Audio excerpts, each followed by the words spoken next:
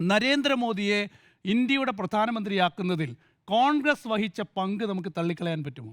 ഗുജറാത്ത് കലാപമുണ്ടായി. ആ ഗുജറാത്ത് കലാപത്തിൽ ഏറ്റവും ആരോപണ വിധേയനായിരുന്നു അന്ന് നരേന്ദ്രമോദി. പല അന്വേഷണ റിപ്പോർട്ടുകളിലും നരേന്ദ്രമോദിയുടെ പേര് ചൂണ്ടിക്കാണിക്കപ്പെട്ടിട്ടുണ്ട്. 10 വർഷം ഇന്ത്യ ഭരിച്ച കോൺഗ്രസ് നരേന്ദ്രമോദിക്കെതിരെ ചെറുവിരൽ അനക്കിയിട്ടില്ല. നരേന്ദ്രമോദിക്കെതിരെ എന്തെങ്കിലും ശക്തമായൊരു നീക്കം നടത്തിയിട്ടില്ല. അന്ന് എന്തുകൊണ്ടാണ് നരേന്ദ്രമോദിക്കെതിരെ ശക്തമായി നീങ്ങാത്തത്?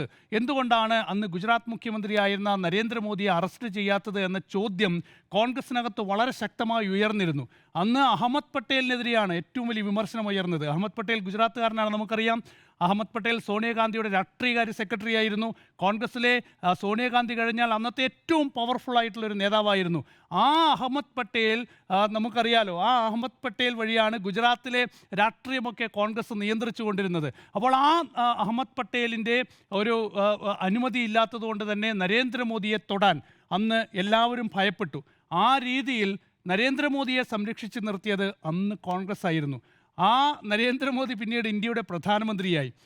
രാഹുൽ ഗാന്ധി ഇന്ന് പറഞ്ഞൊരു വളരെ പ്രധാനപ്പെട്ടൊരു കാര്യമുണ്ട്. അതായത് എന്തുകൊണ്ടാണ് പിണറായി വിജയനെ ED ചോദ്യം ചെയ്യാത്തത്, എന്തുകൊണ്ടാണ് CBI പിണറായി വിജയനെ ചോദ്യം ചെയ്യാത്തത്, അറസ്റ്റ് ചെയ്യാത്തത് എന്നൊരു ചോദ്യം രാഹുൽ ഗാന്ധി ഉയർത്തുന്നുണ്ട്.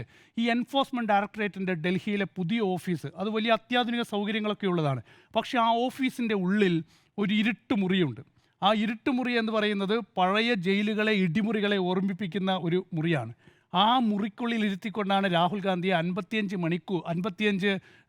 മണിക്കൂർ ED ചോദ്യം ചെയ്യുന്നത്. അപ്പോൾ ആ മുറിയിലിരുന്ന് രാഹുൽ ഗാന്ധി തിരിച്ചെത്തിയ ശേഷം പറയുകയാണ്, പിണറായി വിജയനെ എന്തുകൊണ്ടാണ് ED ചോദ്യം ചെയ്യാത്തത്, എന്തുകൊണ്ടാണ് പിണറായി വിജയനെ CBI അറസ്റ്റ് ചെയ്യാത്തത്, ഇത് മോദിയും പിണറായി വിജയനും തമ്മിലുള്ള ചില അഡ്ജസ്റ്റ്മെൻ്റാണ് എന്ന രീതിയിൽ ചോദ്യം ചെയ്യുകയാണ്.